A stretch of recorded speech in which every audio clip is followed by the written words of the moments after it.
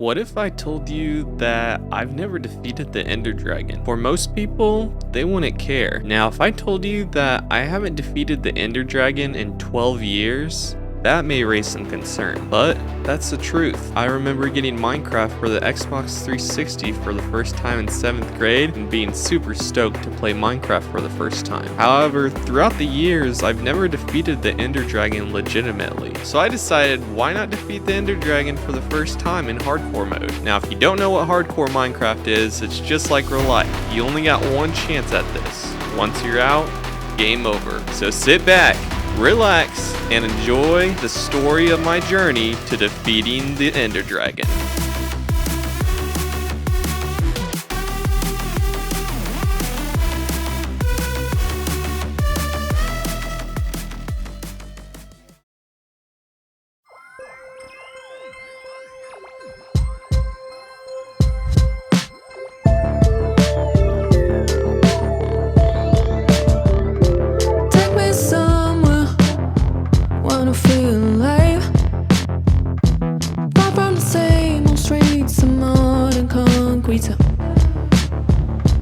Take me to weddings, hear heart pound. I needed something, somewhere, just to make me feel alive.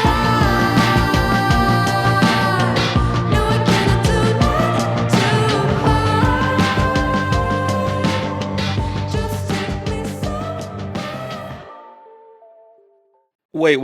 Wait. Hold on.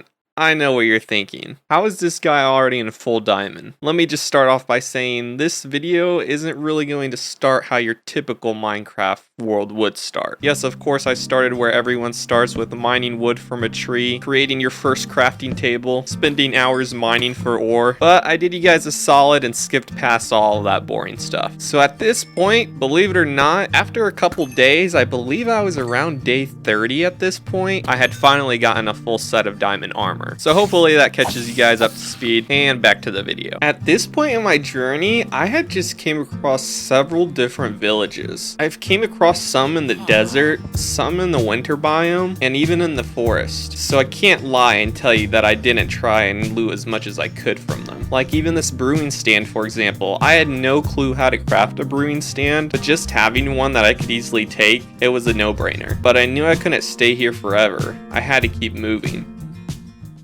Now, going into this thing, I had to come up with a plan. I had never legitimately killed the Ender Dragon before, so I needed to be careful. So my strategy was to create as many arrows as possible so I could shoot the dragon when need be. I was already aware that there are 10 pillars in the end containing the crystals on top, and some have cages around them. Some would be able to be shot by arrows, while others I would have to build up, destroy the cage first, and then the crystal could be broken. But I figured having too many arrows wouldn't be a bad thing, because I honestly didn't have a clue how many it would take to kill the Ender Dragon. Now, I knew that to craft the Eye of Ender, you know, the pearls that you need to find the end portal, you need blaze rods, which can then be crafted into blaze powder combined with the Ender Pearl, which will allow you to find the end portal. The only problem with that is to acquire blaze rods, you have to go to the Nether.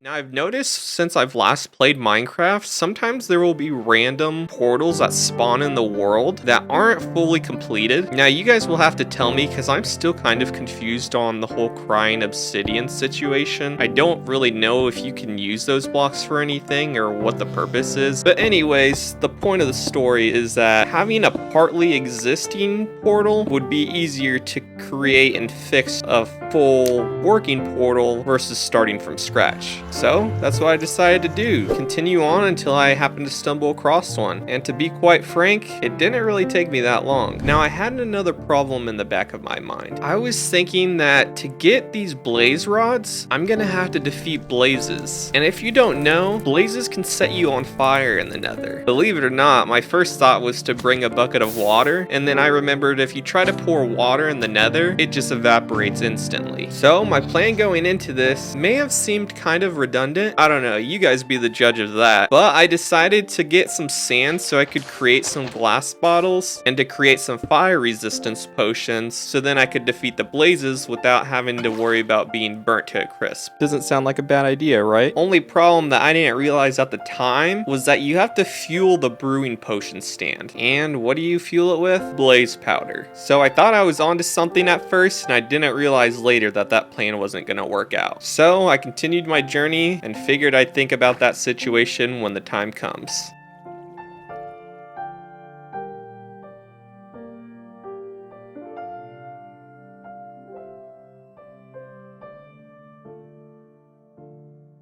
Reminder, at this point in the journey, I was just thinking of acquiring the magma cream just so I could create the fire resistance potions. Lucky enough, I was able to find one splash potion of fire resistance in a chest. So my first encounter with the magma cubes went something along the lines of this.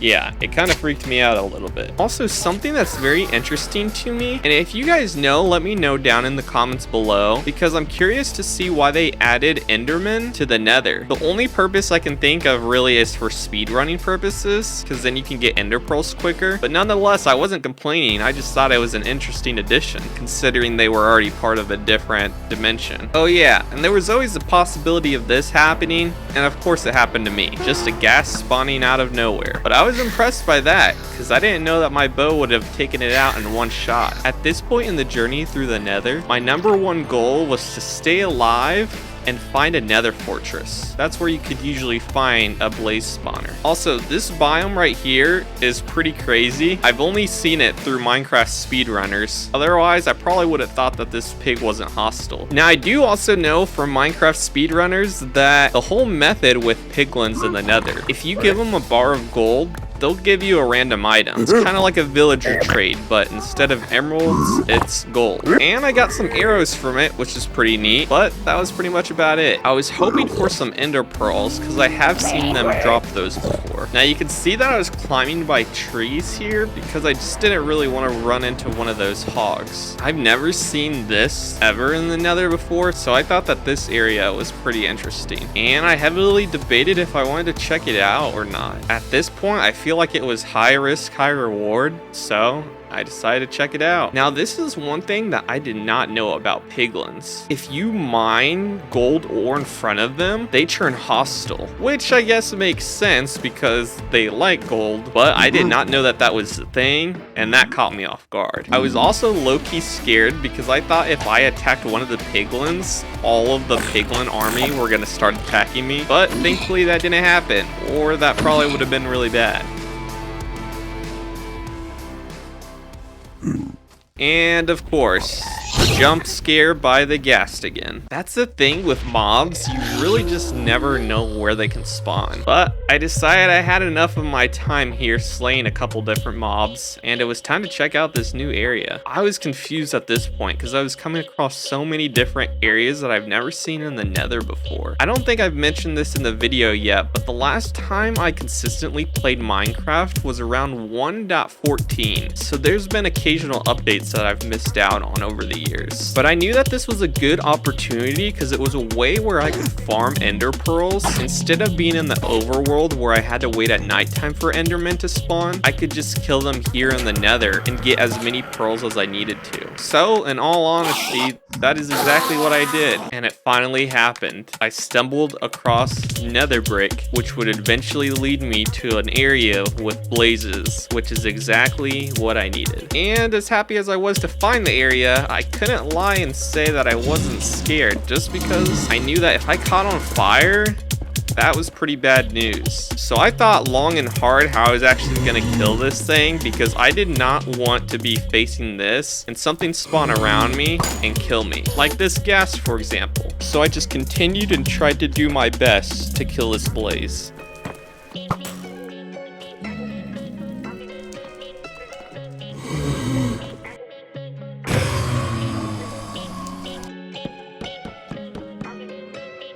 Finally, I was able to craft some fire resistance potions.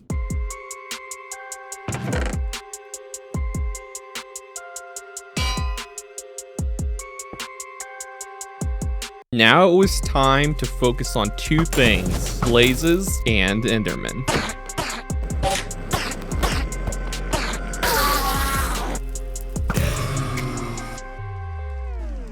And in the Nether Fortress, I happened to come across a couple friends.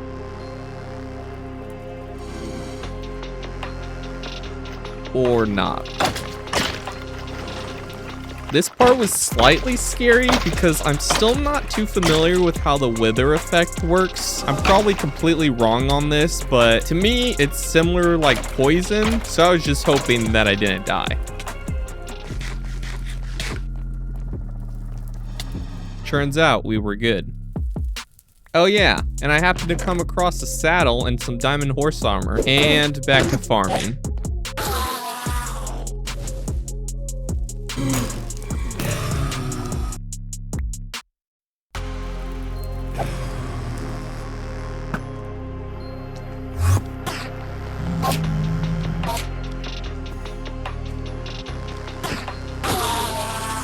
With all the materials collected, finally, it was time to arrive back home.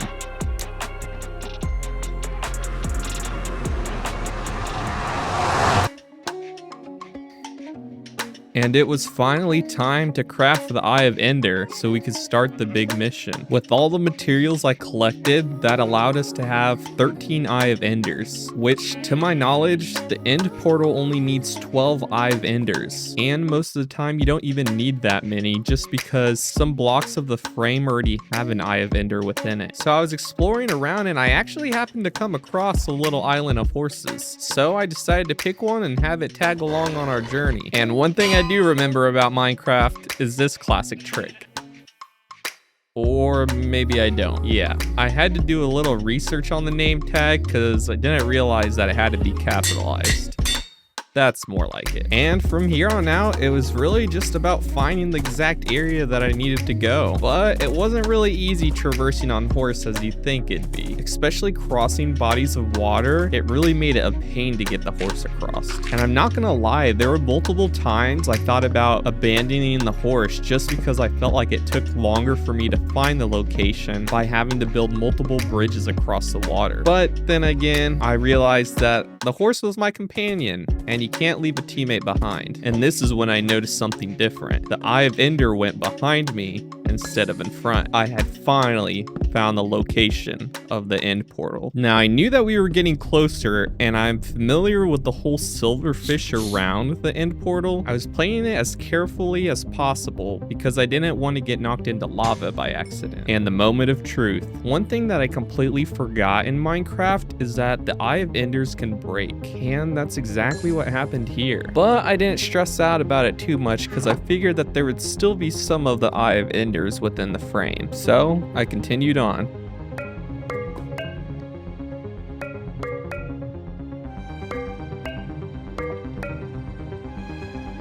Yeah, and you couldn't make this up. I was literally one Eye of Ender short. Out of all numbers, not 2, not 3, but 1. I guess it's time to go back to the Nether, and I really didn't want to. And finally, it was time.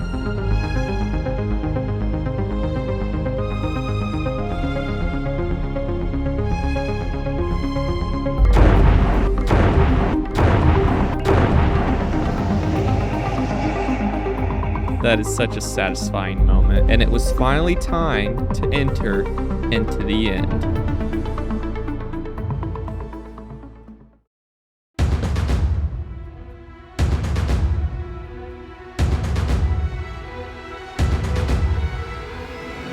Now remember, I knew that there were 10 different towers here that I needed to take out. My goal was to not look at any Endermen because I didn't want to have to worry about them and also the Ender Dragon. And of course, this ended up happening right at the start. The Ender Dragon was already firing at me, so I had to take out the Enderman as quick as possible. My plan was to eliminate the towers that had the crystal exposed first, and then I would worry about the cage ones later. And I thought to myself, I had to have some sort of tracking stacking methods, so I knew which crystals were destroyed and which ones weren't. And honestly, I was gonna build up to the towers, but then I just had the idea of using my water bucket since I already had one, and I could just kind of use this tactic of spamming the water and just swimming up it. And honestly, it wasn't a bad idea. I was pretty proud of myself for this one. Low-key kind of freaked out a little bit here just because I didn't know how much damage that would do, but we were okay.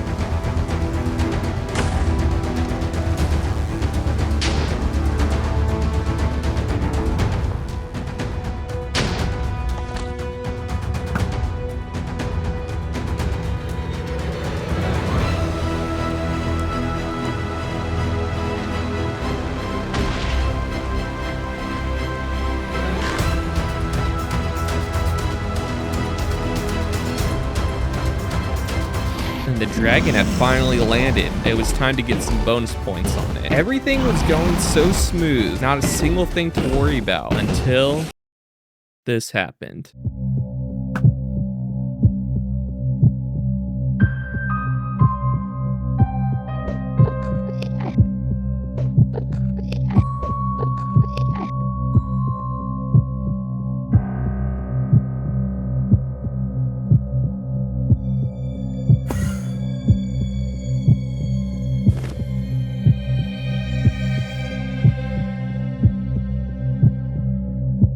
Yeah, not gonna lie, I thought I was almost dead there. And let me explain really quick what had happened. I was shooting the ender dragon with my bow, and all of a sudden this enderman starts walking towards me. I thought he was coming to hit me, but in reality, I didn't even look at him. He was just passing by. And so I panicked, and I just happened to randomly throw an ender pearl. And it happened to hit one of the towers at a decently high spot. And honestly, I felt like I got really lucky there because this whole challenge could have been over. Now watch what happens here. I won't lie to you guys, I had predicted that this would have happened. I didn't go into this entire battle not knowing anything about the ender dragon. Once again, this challenge is my first time ever defeating the ender dragon, let alone in hardcore mode, but I had watched a couple videos before this on how to take down the ender dragon. I saw that this knockup ability could happen by the ender dragon every so often, and so I made sure to have some ender pearls prepared. The dragon had landed,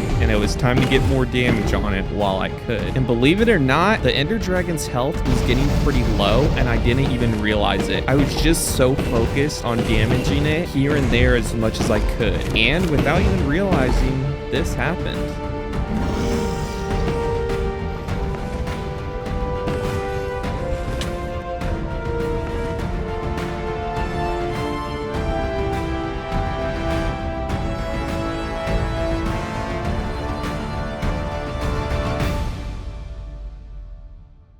And at this moment, I was in shock because I had finally done it. What had seemed like such a big challenge was finally over. Now, I knew that there was a method where you can keep the egg, and of course I had to do it for the achievement. Now, back when I remember playing Minecraft, this added on dimension of acquiring the elytra wasn't even a thing. And I didn't really even bother going into it because this whole challenge was just about the ender dragon. But at the moment of jumping into this portal, it really made me think that you can do anything as long as you put the work and effort into it. And for some, this may be a simple task that can easily be done. For others, it's a big journey that we have to grind for. But at the end of the day, enjoy the little things in life because one day you'll look back and realize they were the big things. Thank you to everyone watching.